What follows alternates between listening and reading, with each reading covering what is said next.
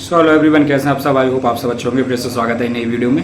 तो आज हम बात करेंगे यार HDFC फ्यूचर बैंकर्स प्रोग्राम 2.0 की, ठीक है। और एक और प्रोग्राम इसी में ऐड कर देते हैं, ICICI बैंक PO प्रोग्राम। इन दोनों की बात करेंगे और सबसे ज़्यादा क्वेरीज ये आती हैं सर, इस डिप्लोमा को करने के बाद, इन कोर्स को करने के बाद, ठीक है, बेसिकली मणिपाल अकेडमी कराती है। बहुत सारी डिटेल्स मैंने शेयर की हुई हैं। क्या हमें बैकएंड जॉब मिल सकती है, क्या ऑपरेशन डिपार्टमेंट का वर्क मिल सकता है। बेसिकली ये दोनों प्रोग्राम करने से कौन से डिपार्टमेंट में ज़्यादातर वर्क मिलता है, क्या वर्क मिलता है, आज थोड़ा इस वीडियो में ये चीज़ जानेंगे। तो चलिए देखिए, HDFC फ्यूचर बैंकर्स प्रोग्राम 2.0 कर लीजिए या ICICI बैंक PO प्रोग्राम कर लीजिए, दोनों मणिपाल अकेडमी कराती है और दोनों इंडिया के टॉप लेवल की बैंक हैं। लेकिन अब कोई सी भी बैंक, HDFC बैंक का प्रोग्राम करिए, ICICI बैंक का, दोनों बैंक में सबसे पहले आपको क्लियरली मेंशन कर देता हूँ, मोस्टली चाहे आपका इंटर्नशिप हो, ऑन जॉब ट्रेनिंग हो या फिर उसके बाद ज्वाइनिंग हो, आपको मोस्टली सेल्स वर्क मिलेगा। अब परसेंटेज में अगर हम डिफाइन करें तो sales work as a fresher आपको 90% तक सेल्स वर्क रहता है। और डिपार्टमेंट की अगर हम बात करें तो आपको या तो ERM डिपार्टमेंट मिलेगा या BRM डिपार्टमेंट मिलेगा। ERM डिपार्टमेंट ICICI बैंक में है, HDFC बैंक में BRM डिपार्टमेंट है। या फिर आपको दोनों बैंक के कोर्स करना है, ब्रांच बैंकिंग डिपार्टमेंट मिलेगा। और इट्स क्लियरली मेंशन कि अगर आप ब्रांच बैंकिंग डिपार्टमेंट में जाते हैं एज अ फ्रेशर तो 90% आपको सेल्स वर्क करना पड़ता है। ये चांस रहते हैं, सबके साथ ऐसा नहीं होता। किसी किसी के ब्रांच मैनेजर बहुत सपोर्टिव होते हैं तो वो उनको ऑपरेशन वर्क भी दे देते हैं एज अ फ्रेशर। बट जहाँ तक मुझे इतने मैंने वीडियोस बनाए, मुझे रिव्यू मिले, फीडबैक मिले, तो उस बेस्ड पे मैं ये वीडियो बना रहा हूँ, ठीक है। तो मैं यही कहना चाहूँगा कि हाँ, सेल्स वर्क रहेगा, ब्रांच बैंकिंग डिपार्टमेंट में जाते हो तो फील्ड वर्क भी रहेगा बिल्कुल। और इंडिविजुअल आप पे टारगेट प्रेशर रहता है, इंडिविजुअल आप पे टारगेट होगा। टारगेट में आपको फाइनेंशियल प्रोडक्ट सेल करने होते हैं, जैसे कि आपको नया अकाउंट खुलाना, लोन कराना, ठीक है, FD हो गया, क्रेडिट कार्ड हो गया, म्यूचुअल फंड हो गया, इंश्योरेंस हो गया, ठीक है। और इस तरीके के आपको जो है फाइनेंशियल प्रोडक्ट सेल्स करने होते हैं। इसको बोलते हैं बिजनेस, कि आपको बैंक को बिजनेस ला के देना है, ठीक है। तो आप कोई सा भी प्रोग्राम कर रहे हैं, ऑलवेज रिमेंबर, अगर आपको प्रेशर और टारगेट हैंडल करने के लिए एबल हैं, ठीक है, और इतना टारगेट प्रेशर आप झेल सकते हैं, क्योंकि देखिए इंटरनल पॉलिटिक्स बहुत होता है, नो डाउट। सेकंड, आपको बहुत सारे हरासमेंट के केस देखने को मिल जाएंगे और फ्रेंडली इन्वायरमेंट नहीं है, ज़्यादातर किसी भी बैंक में नहीं है dear, it's clarity. But end of the day हमें जॉब चाहिए ही चाहिए भाई। एज अ फ्रेशर हमने बैचलर डिग्री कर ली, इतना पैसा इन्वेस्ट किया है पढ़ाई पे, तो जॉब तो चाहिए भाई। सर्वाइव करने के लिए मनी इज़ मोस्ट इम्पोर्टेंट, है ना। बातों से तो काम नहीं चलता है। तो फिर अगर आप HDFC प्रोग्राम करें चाहे ICICI प्रोग्राम करें, दोनों में सेल्स वर्क मिलेगा। ऑपरेशन वर्क अगर किस्मत अच्छी रही तो 10% तक मिलेगा, हार्डली चांस है सेल्स वर्क का, ठीक है, जिसमें फील्ड वर्क इंक्लूड रहेगा। गर्ल्स हो या बॉयज़, दोनों के लिए सेम वर्क रहने वाला है। ERM डिपार्टमेंट में जाते हैं, कॉर्पोरेट डिपार्टमेंट है, बट सेल्स वहाँ पे भी करनी होती है कॉलिंग पे। BRM में भी सेम है।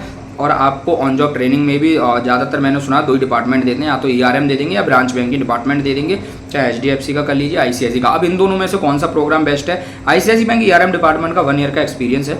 मैं आपको बोलूँगा सबसे पहले ट्राई कीजिए ICICI बैंक PO प्रोग्राम करने का। क्यों? क्योंकि ICICI बैंक जॉब सिक्योरिटी दे देता है आपको। ब्लैक आपसे ज़्यादा बिजनेस हो रहा है या नहीं हो रहा, बट आप सेफ रहते हो, आपको कोई जल्दी फायर नहीं करता जब तक कि आपके HR से कोई कनेक्शन ना हो, ठीक है, HR कोई एक्शन ना लें आप पे, ठीक है। HDFC बैंक में भी जल्दी कोई फायर नहीं करता, बट वहाँ पे अगर आप बिजनेस नहीं कर पा रहे हो तो आपको निकाल भी सकते हैं। जबकि और सबसे ज़्यादा प्रेशर किस बैंक में रहता है? दोनों बैंक में बराबर का ही प्रेशर है, 19-20 डिफरेंट होगा, ठीक है। तो और HDFC में थोड़ा ज़्यादा है, क्योंकि HDFC इंडिया का नंबर 1 बैंक होने के साथ साथ वर्ल्ड का चौथा सबसे बड़ा फाइनेंस सेक्टर भी है। ICICI बैंक इंडिया का 2nd लार्जेस्ट बैंक है। तो दोनों में प्रेशर टू मच हाई है।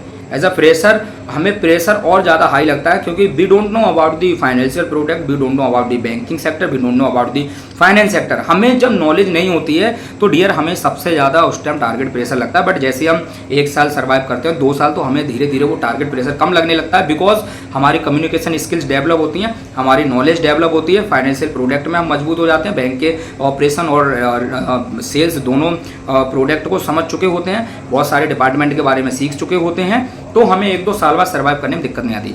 तो आज की वीडियो काफ़ी लोगों की क्वेरी सॉल्व हुई होंगी कि कोई सा भी HDFC और PO प्रोग्राम ICICI का करते हैं, सेल्स वर्क मिलेगा, गर्ल्स हो या बॉयज़, टारगेट प्रेशर हैवी रहने वाला है। अब टारगेट प्रेशर डिवाइडेड बढ़ेगा, ठीक है।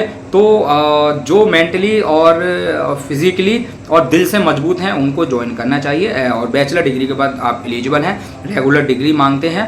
मे बी HDFC बैंक में 50% पे आप एलिजिबल हैं फ्यूचर बैंक का 2.0 प्रोग्राम करने के लिए। ICICI बैंक में 55% मांगते हैं regular degree. So dear, program करना बेस्ट है। मैं ये भी बोलना चाहूँगा क्यों बेस्ट है। बैचलर के बाद अगर आप मास्टर डिग्री करते हैं तो आपका 3 से 4 लाख रुपये खर्च होता है। भैया आप कोई PO प्रोग्राम 2.5 लाख के अप्रॉक्स कर लेते हैं तो 6 महीने बाद जॉब की गारंटी होती है कि मिलेगी। तो जिस चीज़ में जॉब की गारंटी है और जहाँ से हमारी स्किल्स डेवलप होती हैं वो प्रोग्राम हमें करना चाहिए। और ये भी post graduate diploma in banking sector है, ये भी आपका डिप्लोमा है, ठीक है। तो इसको करना बेस्ट है।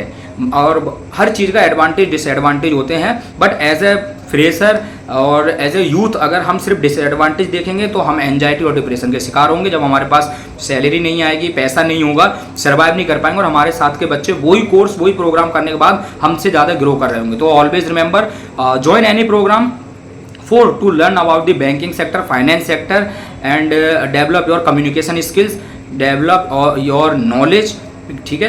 देन अगर इतना सब आप जो प्रोग्राम ज्वाइन करते हैं इन सब चीज़ों को सीखने के लिए तो आप बैंकिंग सेक्टर में अच्छे से सर्वाइव कर पाएंगे।